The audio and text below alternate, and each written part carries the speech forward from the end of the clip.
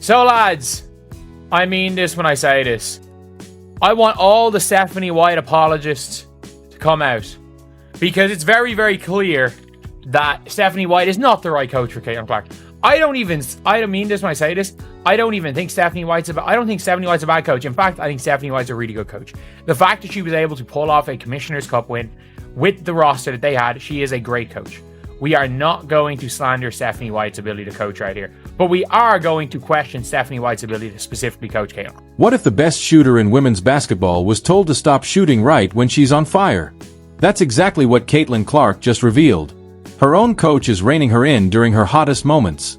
Is it a calculated strategy or outright sabotage? Fans are outraged, analysts are stunned, and Caitlin's expression says more than words ever could. The reason behind it? You won't believe it because it defies all logic. This might go beyond bad coaching. It could signal something much bigger. Well, the cat is out the bag, man. Now, I told y'all, I was one of the first people to let it be known.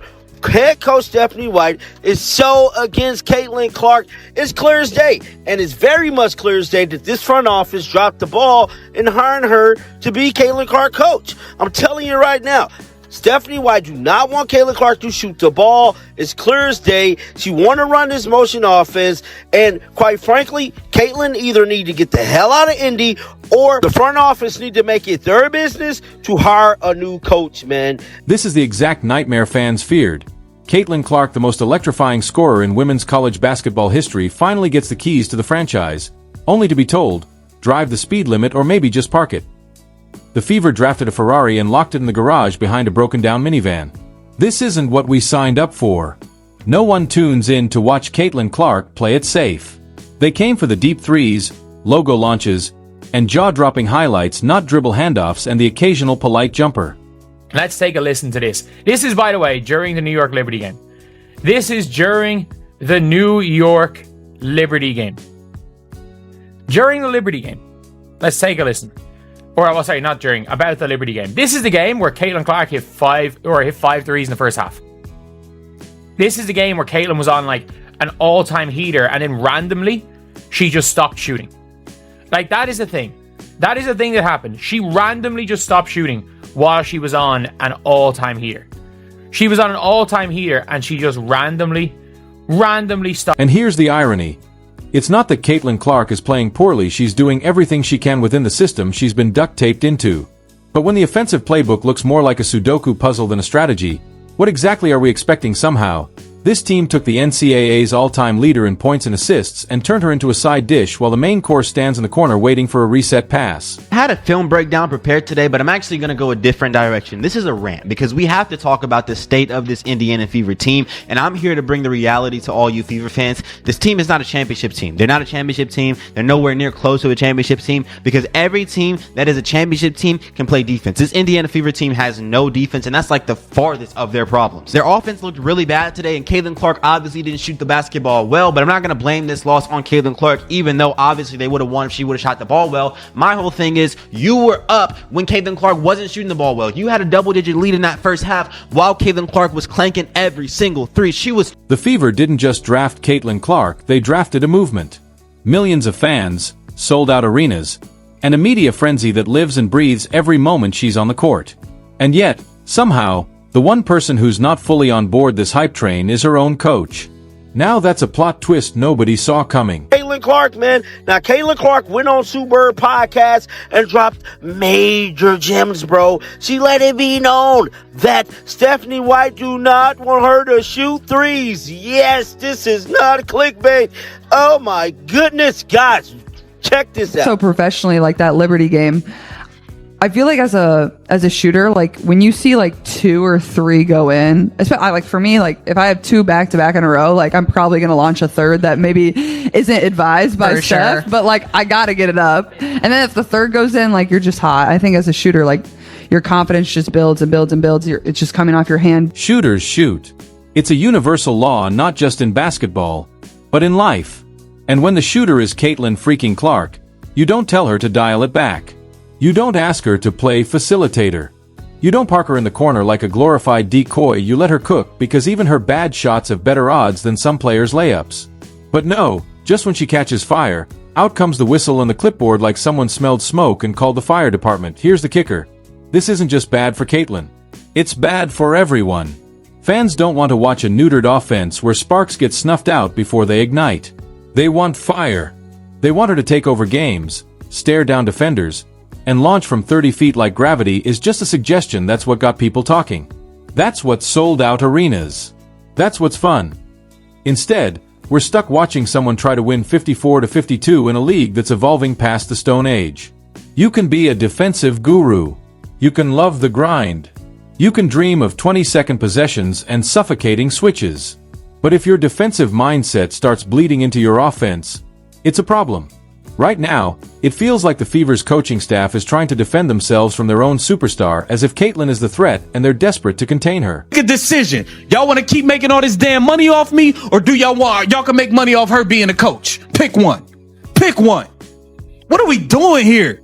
This was trash. We got popped. We got smoked by the Valkyries. Smoked. We down 20 at home. We down a dub at home. This front office is a joke. I don't know how they even let Timmy Fagbenle walk away. We didn't protect her. Bro, this front office is a joke. This coach is even more of a joke. A pure clown is what this coach is. The logic is baffling.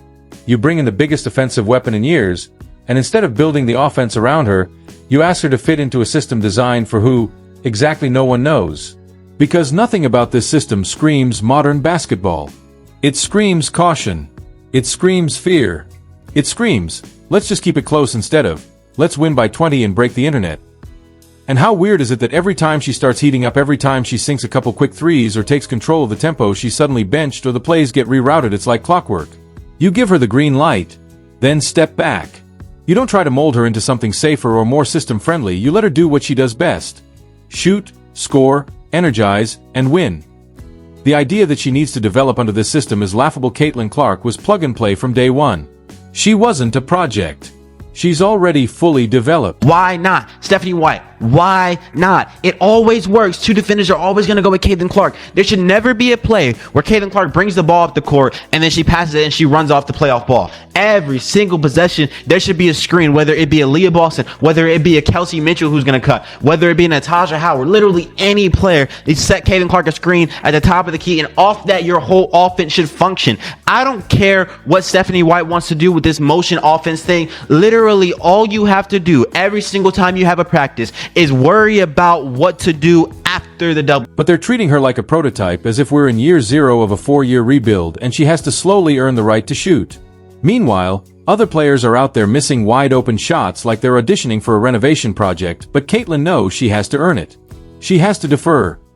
Fever fans didn't show up to see potential, they showed up for production. Every game she's held back is another wasted opportunity. Another night where the crowd waits for fireworks but gets a light drizzle instead.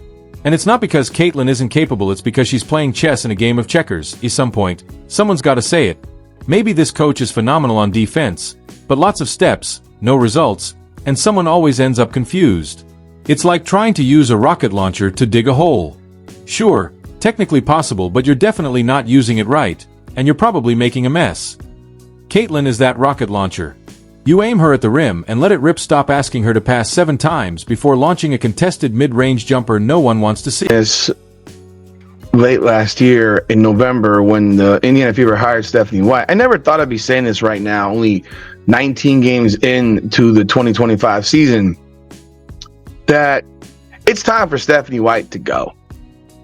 The Indiana Fever needs to fire Stephanie White. This is not going to work. What we're seeing is not going to work. It's just not. Fans are already seeing through it. Every viral clip isn't a carefully drawn-up half-court set. It's Caitlin going rogue, pulling up from deep, and doing something insane that shouldn't work but always does. That's what people come for, that's why they care. Not for safe. Not for slow. Not for predictable rotations that protect egos but sabotage real chances. We're watching a generational talent shackled by a playbook written in 2003, with excuses piling up like unpaid bills.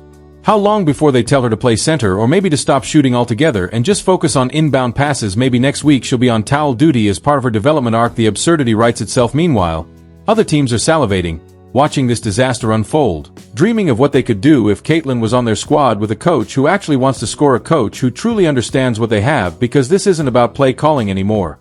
It's about identity. A coach built to stop stars versus a player born to be one. You can't build a wall and then wonder why the sun isn't shining. You can't shackle brilliance and then criticize it for not glowing. Hi, I'm Stephanie White, head coach of the Indiana Fever and Caitlin Clark, and I'm a complete clown! I'm a clown! That is what I am as a head coach. I am a clown. I am ruining Caitlin Clark. I have no idea what I'm doing as a coach. I have no idea what I'm doing. I've been sent here on a mission to ruin Caitlin Clark and the Indiana Fever. And I think I'm doing a masterful job because I suck. I don't know what the hell I'm doing. I actually have no idea how I got this job in the first place. I don't know how I got this job in the first place. I am a Let Caitlin be Caitlin. That's it. That's the tweet, the banner, the chant. Because if she's not allowed to play her game, what's the point? Draft someone else, sign a role player, run your set pieces, and settle for mediocrity. But if you're bringing in a storm, let her thunder, let her shoot, let her lead. Because until then, every game feels like watching Picasso paint by numbers. Sure, the strokes are clean, but where's the masterpiece? A great coach doesn't storm the locker room like a stubborn architect with blueprints that don't fit the building.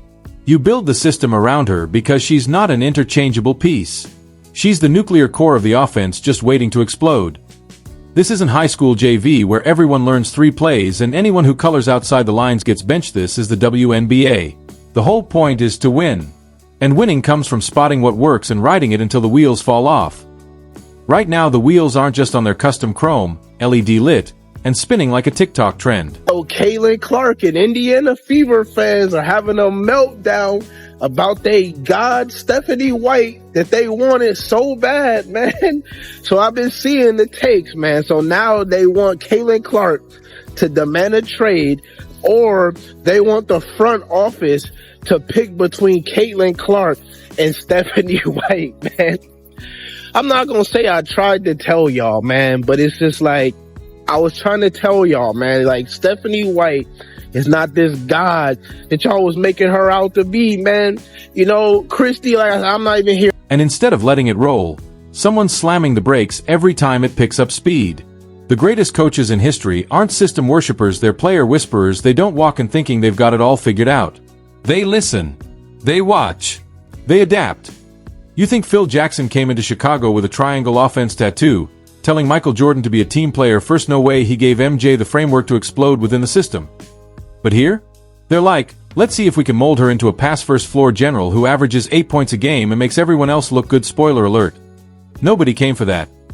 The tragedy is that the solution is painfully obvious. Let her shoot, let her run, let her break the game open. Not because it's flashy, but because it works. This isn't a highlight reel addiction, it's an efficiency issue. Caitlin Clark doing Caitlin Clark things gives you the best chance to win.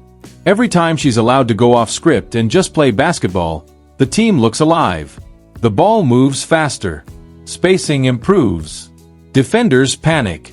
Fans rise. The scoreboard flips. The moment you let her loose, the entire team levels up. Stephanie White yesterday reduced Caitlin Clark to a role player. She turned a star into a role player like we've never seen before. While Tyler Marsh is trying to turn Angel Reese into a star, Stephanie White is trying to turn Caitlin Clark into a role player. Let that sink